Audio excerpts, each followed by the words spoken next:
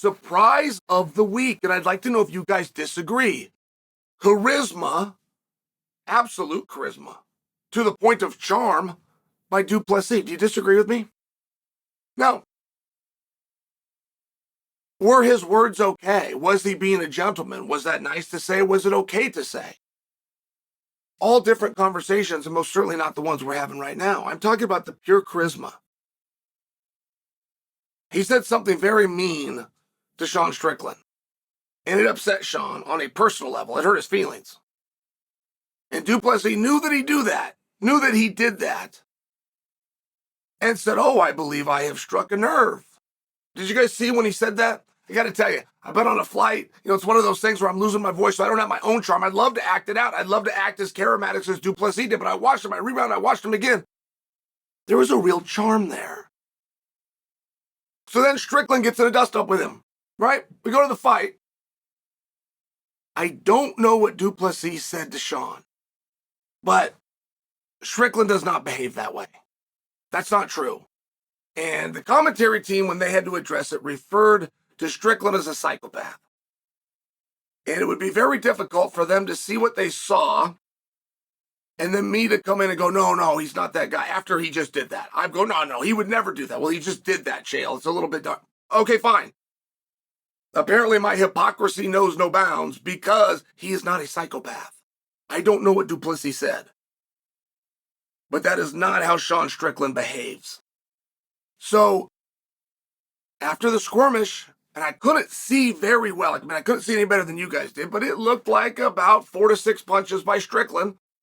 And the next thing you see is Du Plessis' head popping up with a great big smile, and frankly, he was being very charismatic. That was my one and only point here. It's my one and only point, but it is relevant because we've only seen a weakness by Du Plessis one time. He passed up a world title fight. He passed up his biggest paycheck ever because he got scared during an interview. He backed down during a face-off. And it's like anything in life. Sometimes you need a little bit of experience. There's a reason you go in and practice. And I just feel like from the press conference that we saw here, or even the way that he handled the post-scuffle, that exchange with Adesanya and whatever that created, he did go back and think about it, and he did work on it, and he did make himself a deal that next time I will do, and whatever it was, that I feel as though he did it. I mean, I felt that he came across a very handsome guy, very charming, nice eyes, and he had this nice smile, even after being punched. I mean, that's a rare thing to do. I will tell you, the only miss is when they escorted Strickland out. Du Plessis should have taken Strickland's seat. Should have taken his seat, and he should have instantly taken to Instagram with a video and said, "I got your seat, dum-dum. How you enjoying the show outside in the cold?" That was the only miss, but I don't expect somebody to be perfect, right? I don't expect these guys to all be Chael Sonnen. I am wondering what they learned from that, though. There's a great moment, I won't forget it. Simple as it might have been, but it was Don Fry and Ken Shamrock. And Ken Shamrock was wildly strong. And Don Fry was extremely tough. But, I mean, these were the two things on these guys. And they had a face-off and they grabbed one another. And Don Fry very calmly afterwards said, "I'm glad that happened." It was kind of like a body lock and a push and a pull. And said, "I'm glad that happened because I have been wanting to feel his strength. I have been worried about his strength. And now I know his strength." And there's something in fighting called a mask. And Anderson Silva had that mask. Mike Tyson had that mask. Fedor Emelianenko had that mask. Where people were scared. And they didn't bring their tools to the ring. Cain Velasquez had that mask. Guys, they didn't bring their tools to the ring. They were done in the back, right? They're going to that ring, and they're going to fight the first way out that's the least painful. Ciryl Gane experienced that against Jon Jones, just for an example, not to give Ciryl a continued hard time. But that would be a great example. And while Jon Jones was able to do that to Ciryl one time, Mike Tyson did that to 18 men in a row. Anderson Silva did that to 12 men in a row. Never had to fight their best. Because he had them scared. And there's only a few things in life that can take that mask off. And you can't do it because you get hypnotized on a couch. You can't do it because your coach comes over and tells you, I know this son of a bitch. Don't be scared by him. He's got beady, scary little eyes. He's just like you. It's all an act. It doesn't work. There's only a few things that can get that mask off. But feeling a guy in a scuffle, like Sean and Du Plessis did, is a way to remove the mask. I just don't know in this situation who was wearing it. I don't know. I would have expected Du Plessis to be a little bit more hat in the hand. A little more, hey, Mr. Strickland. You went out and did what I refused to do.